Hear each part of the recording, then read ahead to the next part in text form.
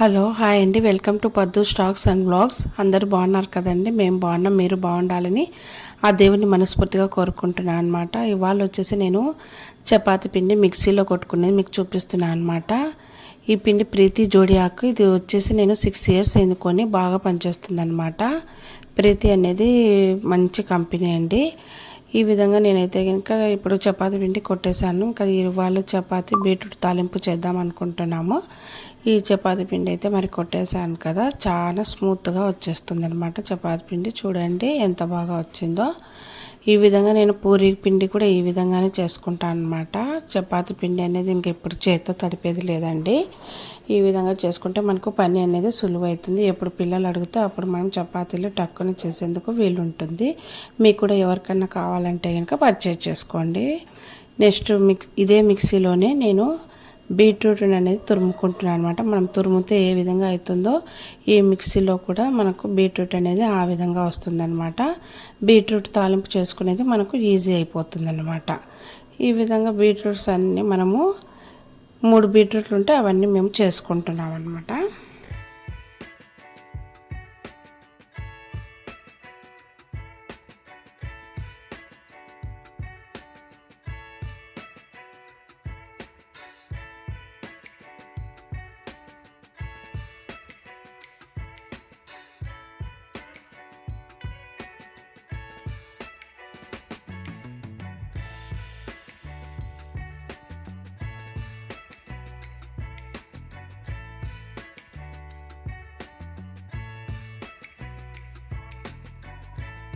ఇలా ఒక ఎర్రగడ్డ తరుక్కున్నాను అనమాట. తర్వాత పెన్నంలో ఆయిల్ వేసాను అనమాట, ఒక 3 స్పూన్స్.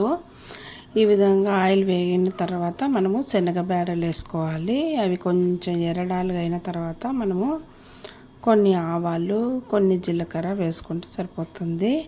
ఇంకా మినపప్పు ఉంటే మినపప్పు, ఎండుమిర్చి, ఎవరికైనా మీ ఫ్లేవర్కి తగ్గట్లు వాళ్ళు వేసుకోండి. మేమైతే ఇంకా ఆవాలు, జీలకర్ర, శనగబేడలు వేస్తున్నాము. తర్వాత ఇప్పుడు మనము ఒక ఆనియన్ కట్ చేసాం కదండి, అది వేసుకుందాము. తర్వాత ఈ ఎర్రగడ్డ బాగా వేగిన తర్వాత మనము ఈ బీట్రూట్ అనేది వేసుకుంటాం అన్నమాట.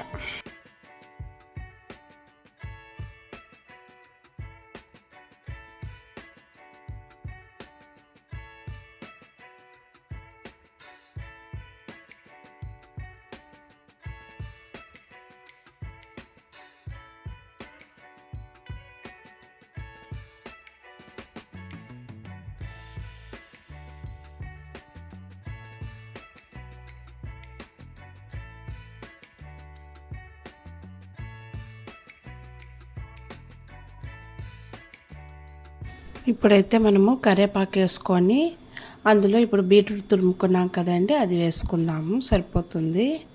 అదిగో చూడండి ఎంత బీట్రూట్ వచ్చిందో, ఎంత బాగా వచ్చిందో చూడండి. చూడనీకి కూడా చాలా అందంగా ఉంది. పిల్లలు ఇలా చేస్తే కనుక చాలా ఇష్టపడతారనమాట.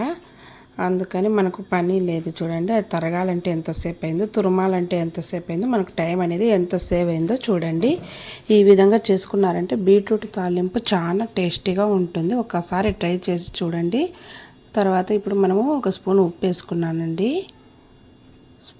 తర్వాత మనము బాగా కలబెట్టుకోవాలన్నమాట. ఎక్కించి పెట్టాను కొంచెంసేపు తొందరగా వేగుతుందని. బీట్రూట్లో కొంచెం వాటర్ అనేది ఉంటుంది కాబట్టి మనం వాటర్ దీంట్లో అయితే వేయాల్సిన పని లేదనమాట.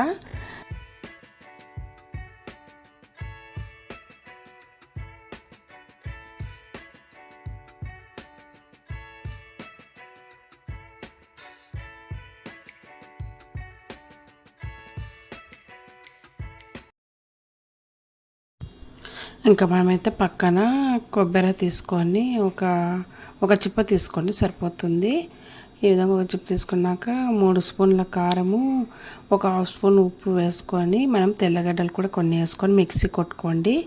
తర్వాత ఈ విధంగా లాస్ట్లో బీట్రూట్ వేగిన తర్వాత ఈ ఎల్లిపాయ పొడి అనేది వేస్తే కనుక చాలా టేస్టీగా ఉంటుంది. ఒకసారి ట్రై చేసి చూసారంటే మళ్ళీ ఇదే విధంగా చేసుకుంటారు. బీట్రూట్ అనేది ఈ చిన్న చిన్న ముక్కలుగా తరిగి చేసుకుంటే బాగుండదండి. బీట్రూట్ అనేది ఈ విధంగా చపాతీలోకి మనకైతే రెడీ అయిపోయింది. బీట్రూట్ తాలింపు ఎంత బాగా వచ్చిందో చూడండి. ఈ విధంగా మేము చపాతీకి ఇంకా ఈ బీట్రూట్ తాలింపు సర్వ్ చేసుకొని తింటున్నాం. అదేవిధంగా మా వీడియోని లైక్ చేసి సబ్స్క్రైబ్ చేసుకోండి, చేసుకోని వాళ్ళు. బాయ్ అండి, థ్యాంక్ యూ.